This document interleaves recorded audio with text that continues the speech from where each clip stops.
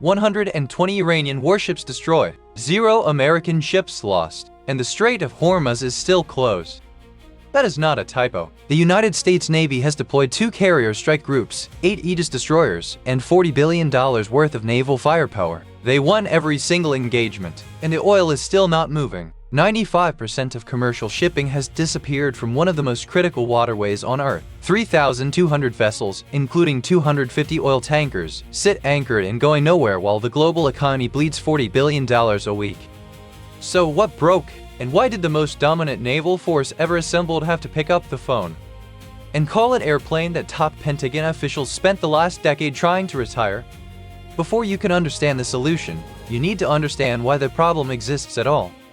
The Strait of Hormuz looks wide on a map, 21 nautical miles at its narrowest, but the actual shipping lane, the corridor where tankers physically have to pass, is 6 nautical miles. 2 miles inbound, 2 miles outbound, 2 miles of buffer. That is the entire battlefield. Everything outside those lanes is Iranian territorial water, and Iran knows exactly how to use it. Inside that corridor, the Islamic Revolutionary Guard Corps Navy operates over 1,500 fast attack craft. Not warships, speedboats, fiberglass, and composite hulls, most under 15 tons. The slowest run at 50 knots. The fastest reportedly exceeds 70. Each one carries an anti-ship missile with a 35-kilometer range and a terminal speed of Mach 0.9, enough to cripple a frigate. And they cost between $50,000 and $500,000 each. The strategy is deliberately simple. Launch 30 to 50 boats simultaneously from every direction. Overwhelm the sensors. Force the destroyer to choose which boat to shoot, knowing that every missile it fires costs more than every boat it's aimed at. That is not guerrilla warfare. That is a calculated financial attack dressed up as a naval one. Here is where the math becomes brutal. An SM-6 interceptor costs $5.3 million. Firing one at a $50,000 speedboat is a 100-to-1 cost ratio in Iran's favor before the boat even gets close. A Harpoon missile costs $1.5 million and was engineered to track cruiser-sized targets, not composite skiffs doing 70 knots between container ships. The Mark 45 gun fires 16 to 20 rounds per minute, which is impressive against one target and completely inadequate against 50. The Phalanx Siz empties its magazine in 20 seconds and takes 4 minutes to reload. And the A-10 Super Hornet, the carrier's primary strike aircraft, costs $30,000 per flight hour. Flies too fast to visually distinguish an Islamic Revolutionary Guard Corps gunboat from a fishing trawler, and its on-station time in a combat loadout is a fraction of what this mission demands. The Navy's most specialized tool for this kind of threat is the MH-60R Seahawk helicopter. It can patrol, identify, and engage small surface targets using Hellfire missiles, but it carries 4 to 8 of them per sortie, has limited loiter time, and it wasn't built to hunt 50 fast boats simultaneously while absorbing ground fire. Every weapon in the carrier strike group's arsenal was designed for open ocean, high-value targets, long-range, expensive munitions matched to expensive threats. The Strait of Hormuz is a 6-mile corridor packed with cheap, fast, numerous targets hiding among thousands of civilian ships. The Navy brought a surgical laser to a knife fight, and the knife fight needed a shotgun. The shotgun already existed, the Pentagon just kept trying to throw it away. The A-10 Thunderbolt II was not designed around a pilot, it was designed around a gun. The GAU-8 Avenger cannon was engineered first. The airplane was built to carry it. That 7-barrel Gatling fires 30mm depleted uranium rounds at 3,900 per minute, 65 rounds per second. The aircraft carries 1,150 rounds in a drum roughly the size of a Volkswagen Beetle. Cost per engagement against a fiberglass fast boat, under $10,000. Cost of the same kill using an SM-6 $5.3 million. That is a 500-to-1 cost advantage, not a marginal improvement, a categorical shift in the economics of the entire conflict. But the gun is only part of it. The A-10 carries 16,000 pounds of ordnance across 11 hardpoints, for targets at 12 nautical miles. The pilot fires an AGM-65 Maverick, infrared guided, costs around $160,000, still 30 times cheaper than an SM-6. For MiGs fast boats and drones, it carries advanced precision kill weapon system laser-guided rockets at roughly $35,000 each. Precision guidance at the price of a mid-range sedan. And then there is the physics that nobody in the Pentagon wanted to acknowledge publicly. When an FA-18 crosses the shipping lane at 500+ knots, every surface target stays in the pilot's field of view for under 2 seconds. At that speed, identifying a military gunboat among 3,200 civilian vessels is effectively impossible. The A-10 at 300 knots gives the pilot 2 to 3 times longer to identify, confirm, and engage. The pilot doesn't rely on sensor readouts. The pilot looks out the canopy, sees the rocket launchers bolted to the gunwale, sees the military paint, and pulls the trigger.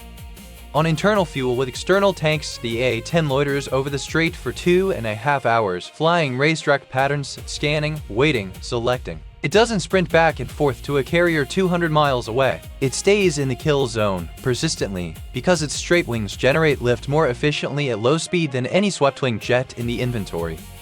And when the ground fire comes back, because it always does, the pilot sits inside a 12,200-pound titanium tub. The only aircraft in the American arsenal whose cockpit is armored to withstand 23mm rounds and 57mm fragmentation. In Iraq in 2003, Captain Kim Campbell lost all hydraulic control over Baghdad. Both primary and backup lines severed simultaneously. She flew her A-10 home using manual reversion, a system of cables and cranks that bypasses every electronic control surface, and landed safely. The distinguished flying cross followed. The Islamic Revolutionary Guard Corps coastal positions fire 12.7 and 14.5mm machine guns. The FA-18 avoids that threat by flying high and loses the ability to identify targets. The A-10 flies low, absorbs the hits, and keeps shooting, because that is exactly what it was built to do.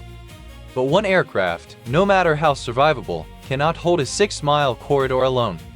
What is happening above the Strait of Hormuz right now is something the American military has never executed at this scale. Naval combat. 3 branches of the armed forces operating simultaneously over a single shipping lane, each one covering the gap the others cannot fill. Layer 1 is the A-10 at 3,000 feet. Hunting fast boats in coastal missile positions with the GIU-8, Advanced Precision Kill Weapon System rockets, and Mavericks. Operating cost, $19,000 per flight hour. Layer 2 is the AH-64 Apache at 200 feet. Army attack helicopters staging from expeditionary sea bases, a concept first tested aboard the USS Lewis B. Puller in 2020 and now deployed at scale. Army aviation launched from a Navy platform to fight a naval battle. Each Apache carries up to 16 Hellfires and a 30mm chain gun, picking off anything that slips past the A-10s. Layer 3 is the Aegis destroyers, maintaining the air defense umbrella, preserving their SM-6 inventory for the threats that actually justify the cost. Anti-ship ballistic missiles, cruise missiles flying at Mach 3, directed energy systems handling drone swarms. Before combined arms, the Navy was engaging fast boats with $5.3 million interceptors, draining vertical launching system cells that were also committed to Tomahawks, SM-2s, and quad-packed evolved Sea Sparrow missiles. After combined arms, the A-10 handles the fast boats for $10,000. The Apache handles close-in threats for $70,000. The Navy saves its missiles for the threats nothing else can stop. The vertical launching system cells last 10 times longer. The math flips entirely. Iran's strategists spent years building a doctrine specifically designed to exhaust that math. Their swarm strategy wasn't improvised, it was engineered. After the 2002 Millennium Challenge war game, where a retired Marine general used swarming speedboats and asymmetric tactics to sink 16 American warships in the opening hours and forced the Pentagon to literally restart the simulation, Iran studied the exercise and built an entire naval strategy around it. 1,500 fast boats against 96 vertical launch cells. The arithmetic was intentional. What they didn't model was the Air Force flying at 3,000 feet with a gun that fires 65 rounds per second. What they didn't account for was Army aviation launching off Navy ships. They built a perfect trap for the Navy fighting alone. They did not build a trap for the Navy, Army, and Air Force fighting as a single system. The equation changes when the variables change. The Warthog earned its place in this fight. That part of the equation is settled. But the A-10 will retire. Congress has blocked the Air Force from reducing the fleet below 103 aircraft through September 2026, but the transition plan for 2027 through 2029 remains unresolved. The question is not whether to keep a 50-year-old airframe flying indefinitely. The question is what fills the gap when it doesn't. Loitering munitions with 30mm cannons? The MQ-9 Reaper adapted for maritime interdiction? Or does the Navy finally commission a purpose-built brown water aircraft, not designed for the open ocean, but for the narrow, contested corridors where actual wars get fought. The right tool won here, not the most expensive one, not the newest one, the one built for the specific problem. The Strait of Hormuz proved that. The next contested strait will ask the same question. And whoever has the right answer ready wins before the shooting starts.